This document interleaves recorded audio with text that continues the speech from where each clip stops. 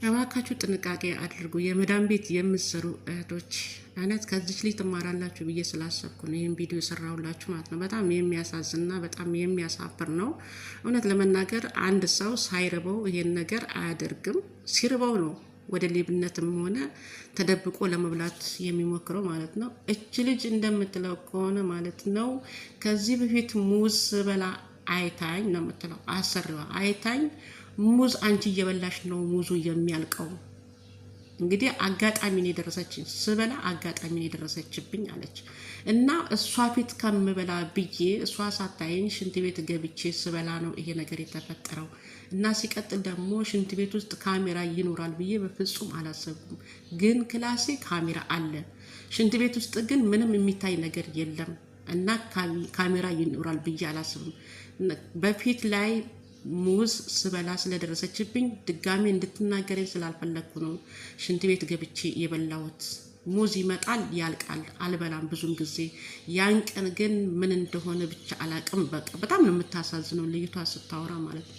ይህን ያህል እኛ ለስራችን ነው እንጂ እኛ ስንበላ ስንጠጣ በፍጹም አሰሪዎች የተባሉ በፍጹም አይወዱም።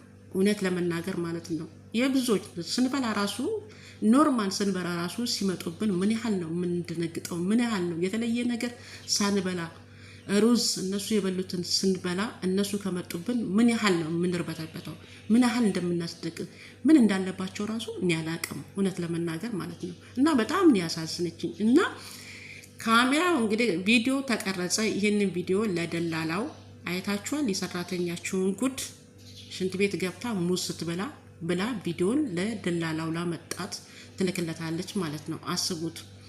ደላላው ደግሞ ምን ያደርጋል? ይሄንን ቪዲዮ እስቲ በሷ መነገድ ነው። ምን ማለት ነው? እቺ ልጅ አጥፍታ አይደለም፣ በቃ ርቧት ነው የበላችው። አንድና አንድ ርቧት ነው። እና ሴትዮዋ ደግሞ ሙዝ ስትበላ ስለተናገረቻት ተደብቃ በላች። በስ ልጇም አልፈርድም እውነት ለመናገር ማለት አልሰረቀችም፣ ርቧት ይሆናል የበላችሁ ማለት ነው። እና ለምን ደላላው ቪዲዮውን ሴትዮዋ አሰሪዋ ቪዲዮን ስትልክለት እሱ ለምን አደባባይ ላይ ያወጣታል? ለምን? ልጅቷ እንደተናገረችው ማለት ነው የሱ ፔጅ ላይ ነው ያየሁት አለች። ልጅቷ ስትናገር የሱ ፔጅ ላይ ነው፣ የራሱ ዩቲዩብ አለው ልጁ።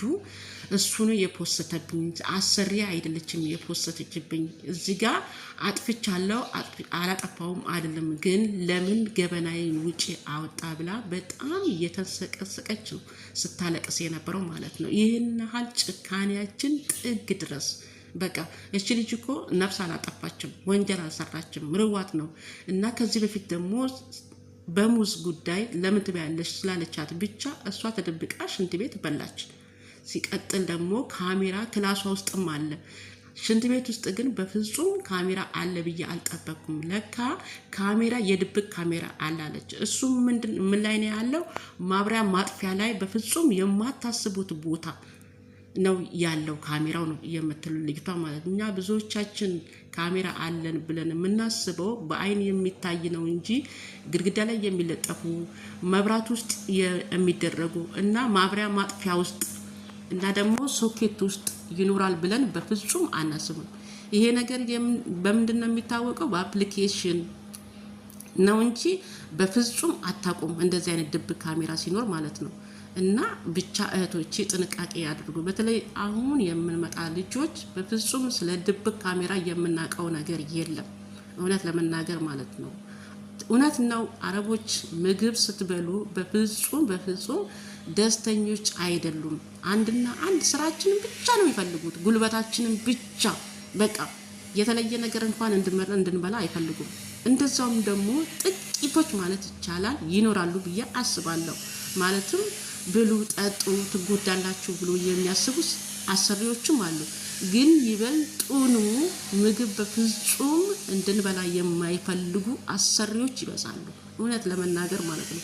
በምግብ ምክንያት ስንቶቹ ታመው በሽታ ላይ ወድቀው ወደ ሀገራቸው የገቡ ልጆች እኔ ራሴ አማቃቸው አሉ ማለት ነው። እና እህቶቼ ጥንቃቄ አድርጉ። በተለይ ድብቅ ካሜራ እንዳለ ከዚች ልጅ ተማሩ።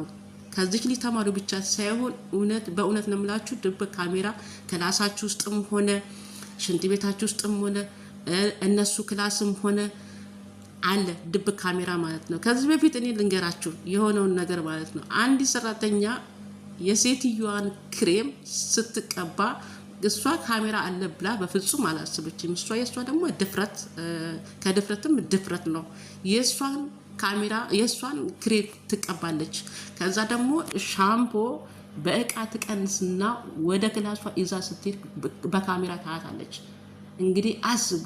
ካሜራ የለም ብላችሁ ብዙ ነገር የአሰሪዎቻችሁን አንድ ነገር መንካት የለባችሁ፣ ማንሳት የለባችሁም። በቃ እያንዳንዱ ክላስ እውነት ነው የምላችሁ መዳም ክፍል ካሜራ የለም ማለት ውሸት ነው።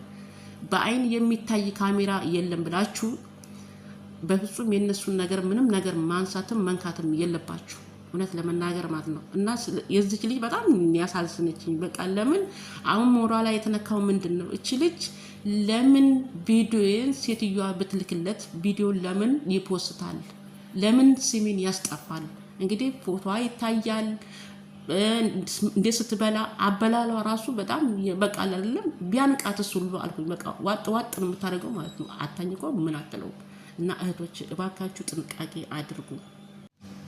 ቤተሰቦች ሼር እያረጋችሁ ላይክ እያረጋችሁ ሰብስክራይብ እያረጋችሁ አበረታቱኝ። ይህንን ቪዲዮ ደግሞ ላልሰሙት ሼር አድርጎላቸው። በጣም ጠቃሚ መረጃ ነው እውነት ለመናገር ማለት ነው። በጣም አስተማሪም እና በጣም አጸያፊ ነው እውነት ለመናገር ማለት ነው። በተለይ በስደት ዓለም ላለን እህቶቼ ውርደት ነው በቃ ማለትም አበላላችን ደግሞ እንዴት ነው? ሰው ሰርቆ ሲበላ እንዴት ነው? አንዳንድም አኝኮ ምናምን ነገር ሳይሆን በቃ ወዲያውኑ ዋጥ ዋጥ ነው ሲያደርጉ ነው የምታዩት። እና ይህንን ቪዲዮ ስታዩ በጣም ነው የሚያሳፍረው፣ በጣም ነው የሚደብረው ራሱ ማለት ነው እውነት ለመናገር። ሰላማችሁ በያላችሁበት እንደምድራሹ በዝት ይበል።